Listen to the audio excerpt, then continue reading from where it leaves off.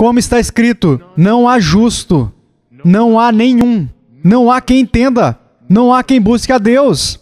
Todos se extraviaram, a uma se fizeram inúteis. Não há quem faça o bem, não há nenhum sequer.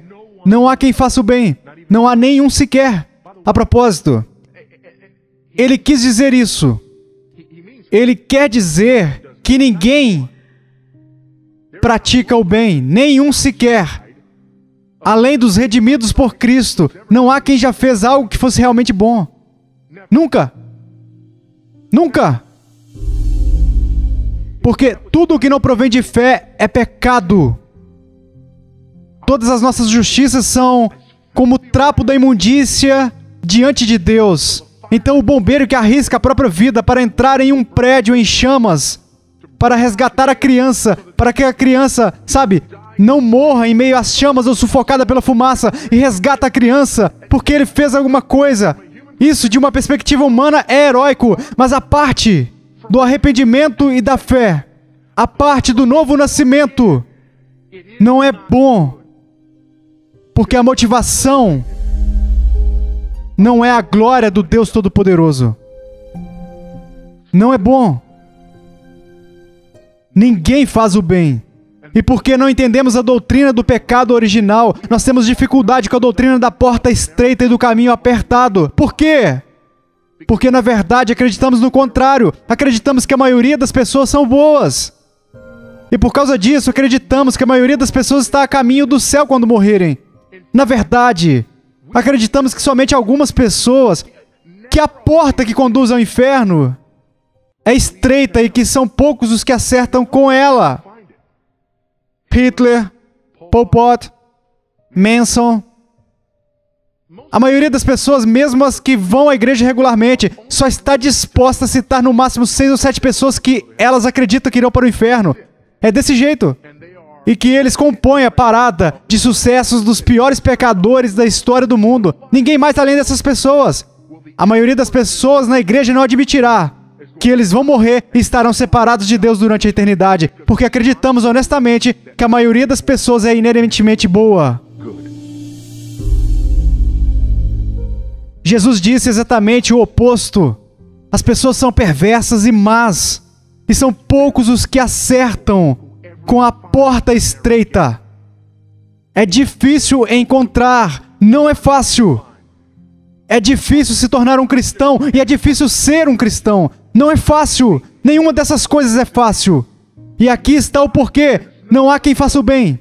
A garganta deles é sepulcro aberto. Com a língua urdem engano, veneno de víbora está nos seus lábios. A boca eles a têm cheia de maldição e de amargura. São seus pés velozes para derramar sangue.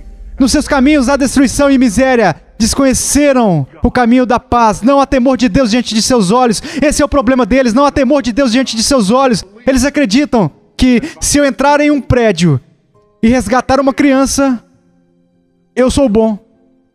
Não há temor de Deus que diga, independentemente do que eu faça na minha carne, eu não sou bom. Eu não consigo ser, e eu nunca fui bom perante o Deus Todo-Poderoso. Não, nós acreditamos que se você encontrar a carteira de um estranho e você a devolver para ele, que você é bom o suficiente para com Deus. Que se te derem um troco a mais e você devolvê-lo, você é bom o suficiente para com Deus. Não é o que a Bíblia ensina. Estamos arruinados desde o início até o último de nós e não há nenhum temor de Deus diante dos nossos olhos. E há uma míriade de motivações para fazer esse tipo de coisa que não tem absolutamente nada a ver com uma vida redimida. Absolutamente nada. Queremos ser boas pessoas, queremos ser bons cidadãos, queremos ser heróis, seja qual for o caso. Inúmeras razões para fazer aquelas coisas que nada tem a ver com o temor de Deus. Bem, aqui está o outro problema. No capítulo 5 de Romanos, a coisa piora, porque por um só homem entrou o pecado no mundo, e pelo pecado a morte. Assim também a morte passou a todos os homens, porque todos pecaram. Essa é a doutrina do pecado original. Adão, o nosso pai, pecou. E quando Adão, nosso pai, pecou, ele e toda a sua posteridade caíram com ele. Portanto, todos os homens nascem com o pecado original. Por isso, voltando ao início, não existe tal coisa. É uma impossibilidade teológica uma pessoa ter sido cristã por toda a vida. Por quê? Por causa da doutrina do pecado original. Você foi concebido em pecado. Você foi concebido separado de Deus. E caminho espaçoso é algo natural para você por causa da sua natureza pecaminosa. Em segundo lugar, por causa da rebelião ativa. Você não apenas tem uma natureza pecaminosa, mas você age de acordo com ela. Você age de acordo com ela. Ouça isso em Efésios 2. Estando vós mortos nos vossos delitos e pecados, nos quais andastes outrora, segundo o curso deste mundo, segundo o príncipe da potestade do ar, do espírito que agora atua nos filhos da desobediência, entre os quais também todos nós andamos outrora, segundo as inclinações da nossa carne, fazendo a vontade da carne e dos pensamentos, e éramos por natureza filhos da ira, como também os demais. E somos por natureza filhos da ira, como o resto da humanidade. Essa é a natureza do homem, é por isso que é difícil se tornar um cristão, é por isso que é difícil ser cristão, é por isso que é difícil entrar pela porta estreita, é por isso que as pessoas mentem quando se levantam e dizem: se você repetiu essas palavras, parabéns, você faz parte da família de Deus. Isso é uma mentira. Você pode repetir essas palavras todos os dias pelo resto da sua vida, morrer e continuar separado de Deus. Existem duas portas, existem dois caminhos, existem duas multidões. E aqui está o problema. Parte dessa multidão no caminho é um grupo de pessoas que vai à igreja regularmente e usa uma linguagem bíblica um tanto familiar. A pele deles é coberta pela verdade, mas em torno, na carne, há mentira. E há muitas pessoas dentro desse caminho espaçoso que não têm ideia de que é nesse caminho que elas também estão. Por quê? Alguém garantiu a eles um dia: você não está mais no caminho espaçoso. É tão fácil quanto 1, 2 e 3, é tão fácil como o ABC. E de repente, eles estão andando no caminho largo e de vez em quando eles enxergam um vislumbre daquele caminho estreito. E eles têm um vislumbre daquele caminho estreito e dizem: uau, parece que os outros estão em um caminho diferente do que estamos. Oh, não, não, não, não, não, não. Eles não estão. Não, não, não, não, não, não, não. Esse é apenas mais um tipo de caminho cristão diferente. Na verdade, eles são legalistas. Ou fanáticos. Eles estão levando isso muito a sério e indo longe demais. Continue aqui no caminho largo. Porque afinal, você acha que se realmente não estivéssemos fazendo o que é certo, haveria milhares de pessoas frequentando a nossa igreja e dezenas delas sendo salvas todas as semanas? Como podemos estar no caminho largo se as pessoas estão vindo até a frente pelo corredor com lágrimas escorrendo pelo rosto, fazendo a oração do pecador? Como podemos estar no caminho largo se é isso que tem acontecido? Como podemos estar errados se Deus está abençoando o nosso trabalho dessa maneira? Pessoal, a cena é tão comum. Infelizmente, é uma linguagem ampla e mundial.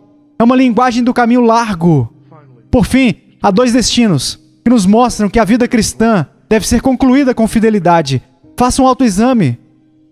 Então, quando você se examinar, certifique-se de que você entrou pela porta estreita. Aquela que você entra através do arrependimento e da fé. Arrependimento porque você entende que é um pecador e um miserável, tanto na natureza quanto nas ações. E você merece o que um Deus santo e justo tem preparado para aqueles que pecam. Ou seja, a sua ira e punição eterna. Isso é arrependimento. O arrependimento é reconhecer isso. O arrependimento é autoaversão, como diz a confissão. O arrependimento é estar tão enojado de si mesmo que você não consegue se suportar e quer se afastar de si mesmo porque reconhece que tudo em você é imundo, miserável.